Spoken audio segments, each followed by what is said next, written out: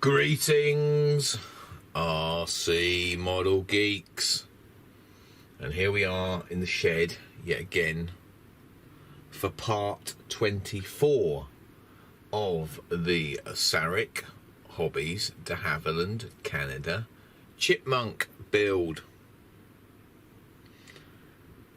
Right,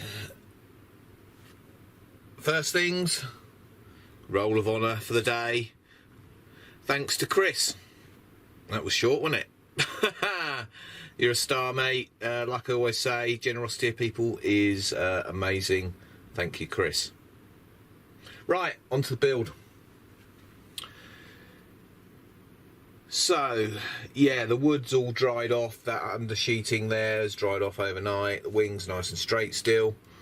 Blah, blah, blah. Wonderful. So, what I'm going to do today, I'm going to sort the undercarriage out. I'm going to do the fitting of the undercarriage onto that block, drill it, etc, etc. And I think I'll show you today how I made one of them. We still got one to make, so I think I'll show you that while we are at it. So, what am I going to do first? First off, I'm just going to glue a couple of blocks, I think, in here and here. Mainly because when you cut this undersheeting, you end up with like a void into this area. So a couple of blocks of wood in there just seals it off, gives it a little bit more extra strength as well around that undercarriage area. Any extra strength we can get there, the better. It's just going to be balsa blocks, 1, 2, 3, 4 in there. Then we'll cut away the underneath here, so we've got access to that hardwood block. Then we will fit the metal undercarriage, drill the holes, make the plates up again.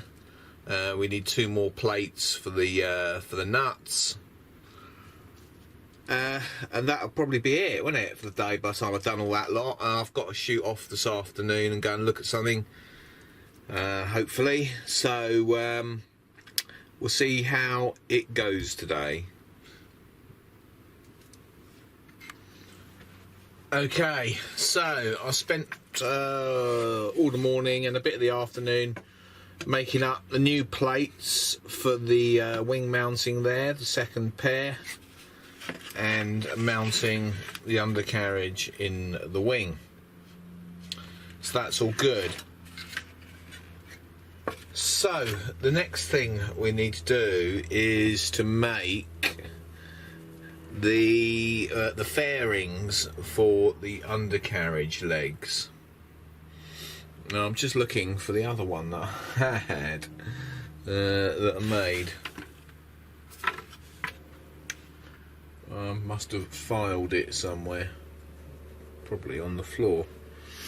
I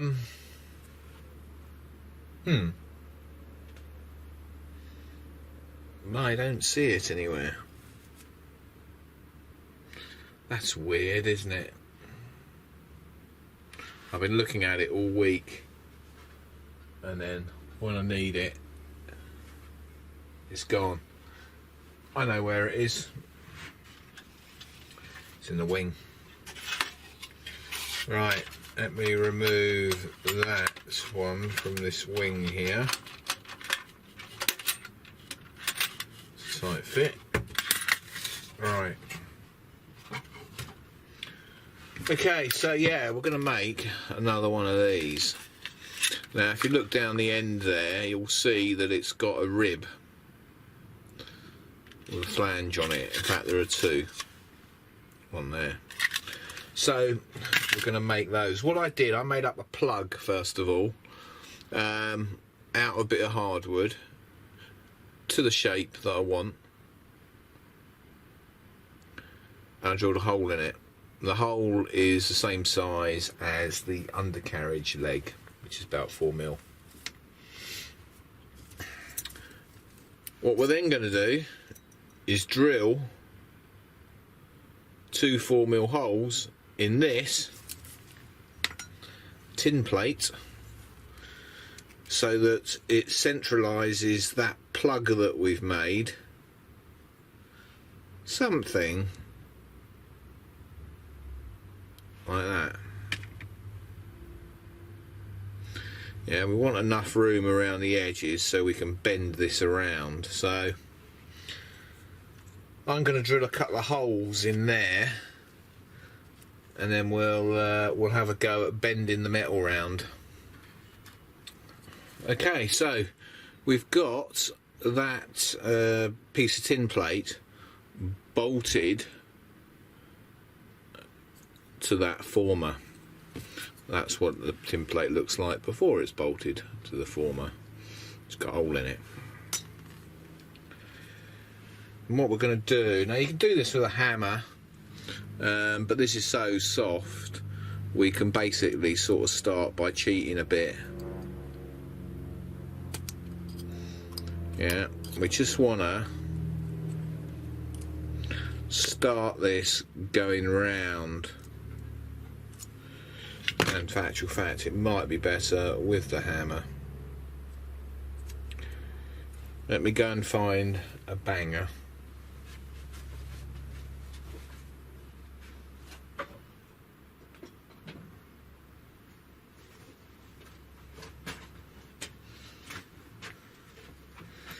Right.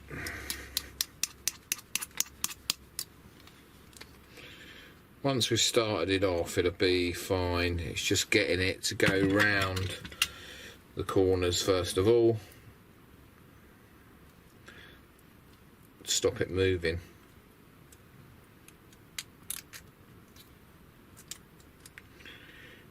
The way I did this last time was I put this in a vise and then just tapped them down. Which is probably the easier way to go, but you know what, I can't be asked to move the camera. So, right, there we go. That's got the start of it. So we just bent it round there, just to stop it wibbling around, and then we'll just carry on round, just getting it to go round. This is quite soft, this stuff. I mean, you know, if you were so inclined, you could make yourself a little press and actually press these out, but that would be a bit of overkill.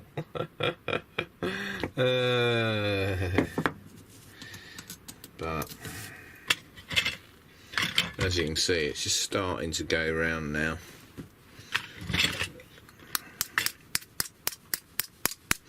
I think I'm going to go and have to put this in the vise so I can give it a good clout, and then I'll come back to you. Right, there we go. I've knocked that. I've basically clamped it in a vise and then just bashed the metal around the form with a hammer. Put a notch, a V in the front, because there's no way you're going to shrink that metal up that much. So just made some space for when this bit folded round, and that is basically one rib. We've got to clean it up and get the sides level. Yeah, along there, cut around there. We'll probably just sand it off actually, but yeah, to get a nice neat rib-like structure. So I'll probably just put it on the belt sander actually, just to sand it flat, or flatter. Let's see, let's get this off the former. There you go. Alright, so what we'll do is we'll just trim all that excess off, so we get a nice parallel sides. Okay, there it is, all straightened out, as good as it's going to get. So all we've got to do is make one more of those,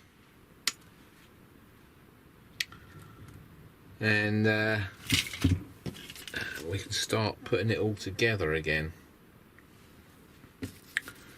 Oh yes, my poor little wooden form's getting a bit beaten up now. It will last for the 4, but yeah, I don't want to have to make another one if I can help it.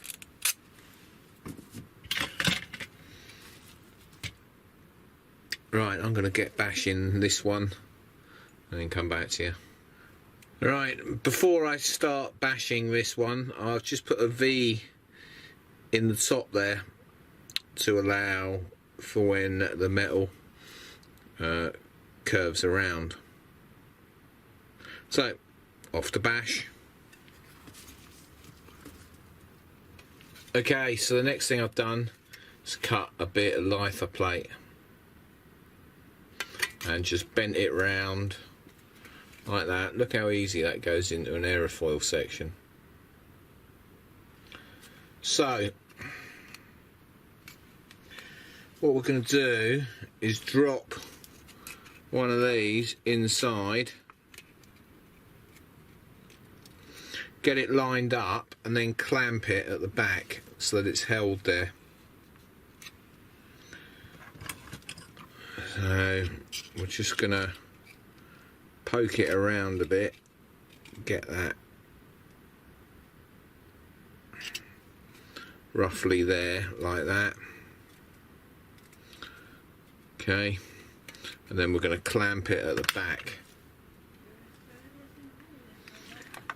Right, 2 days have passed since that last bit of video, and yeah, this is as far as I have got. I've just drilled a couple of holes through each rib and the litho plate there, and just shoved a couple of screws through to hold it together. So the next thing is to put some screws down the back here, just to hold this whole lot together like that. So it'll end up like this one. And all we're going to do is just drill them. Easy as that. We'll get a rough distance for what we need on the line. We'll just measure it on here, and they're about that much. And I'll just put a light scrape mark down the whole lot there. So I've got a line, and that is where we're going to put 5 screws down there.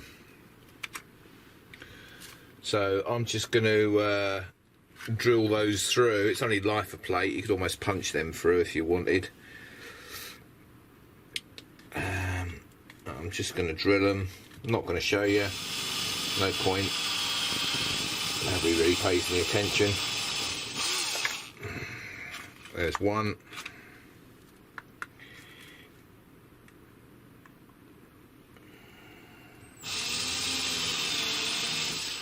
Two.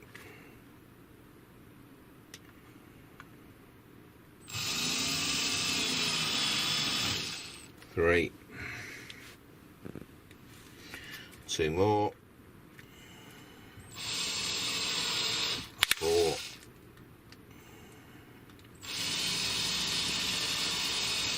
5. Some of those haven't really gone through. We'll just drill them from the other side as well.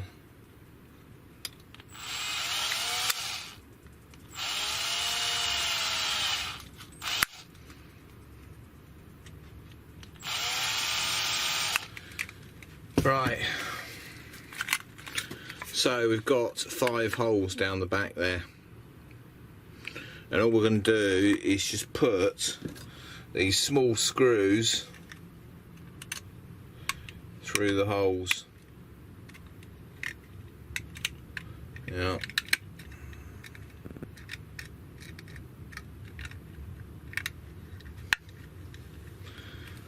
Like that. Simple. Yeah, And once we've put them through,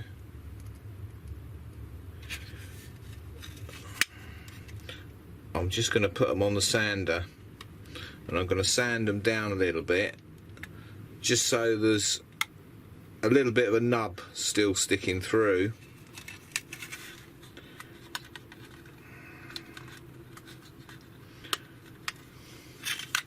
And then we'll just hit them with a hammer and peen them over, just like rivets.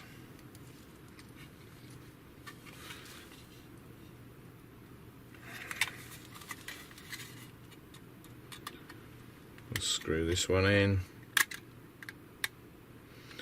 Now this litho plate won't really take a screw at all, you know, it's just a token gesture of screwing that through, which is why we're actually peening the whole thing over once it's done.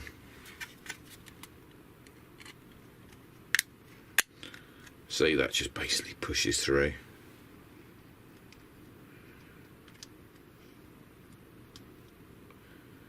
We'll get another screw out. One last one. At the end of the day, this doesn't need to look perfect. You know, it was an area of the full size that's really going to get beaten about anyway, with stones and other crap.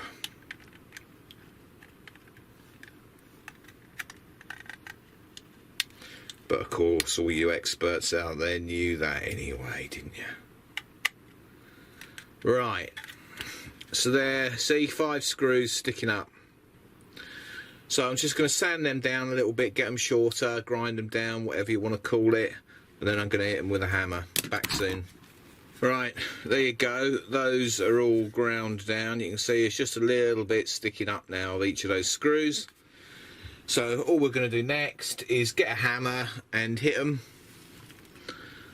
just to flatten them out. Right, there you go. As you can see, they're all nicely flattened out. So next thing I'm going to do is just trim off that bit of excess there with a pair of scissors, and then she's pretty much done.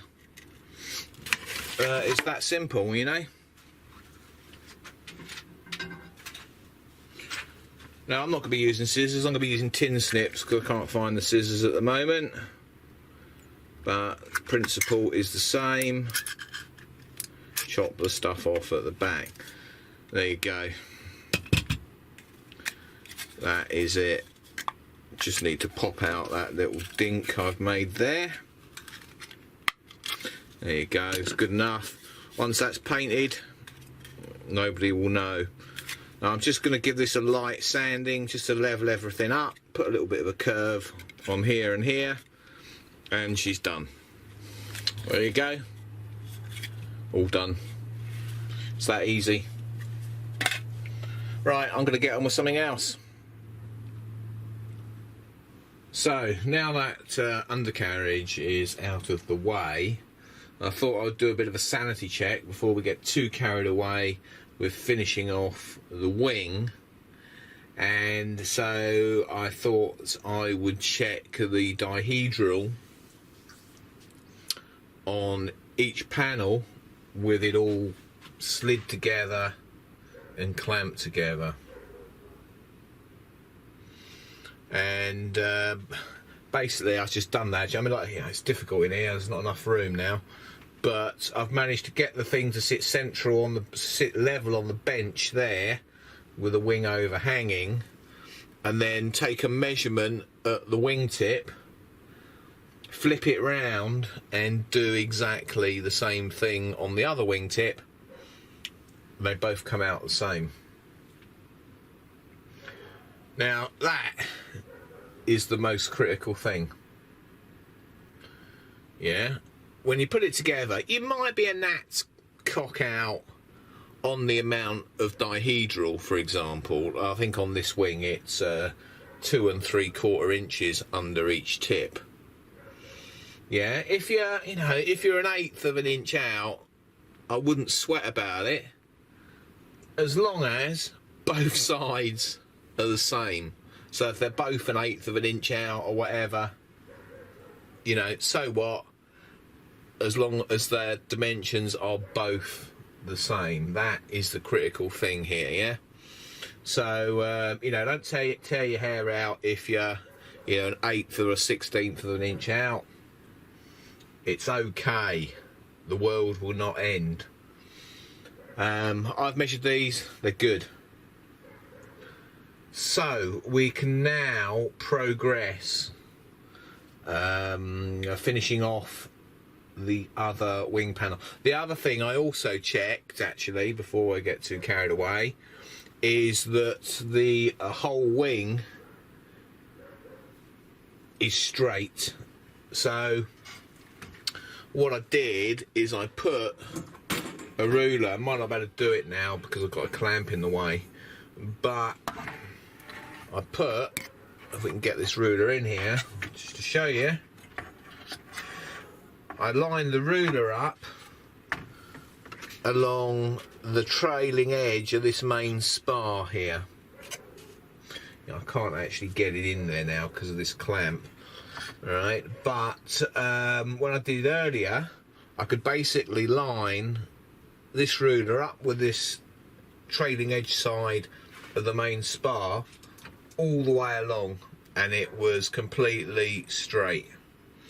Yeah, so there wasn't a deviation, so one wing panel was sort of twisted back or anything like that. So we are really good to go with a couple of critical dimensions.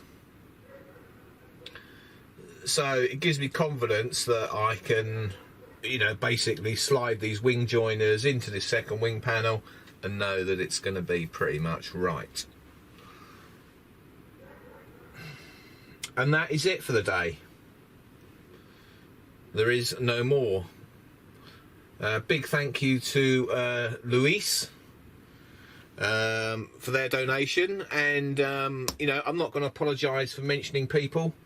You know, anybody that helps out this channel in any way is worthy of note. So thank you to Luis. And that's it. I'll see you all in the next video. Don't know when that one will be. And I'm contemplating doing some like live streaming videos, things like that, where people can, like, you know, in the chat ask questions, whatever, etc, etc.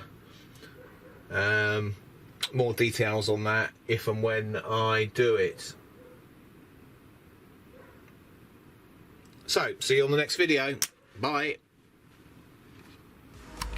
Thank you for watching Captain Rob's RC Model Geeks. If you enjoyed the video, don't forget to click that like button. If you want to see more of the same type of videos, don't forget you can subscribe. If you want to support us, you can use PayPal, paypal.me/RC Model Geeks. If you want to contact us, you can email us rcmodelgeeks@gmail.com. We look forward to seeing you in the next video.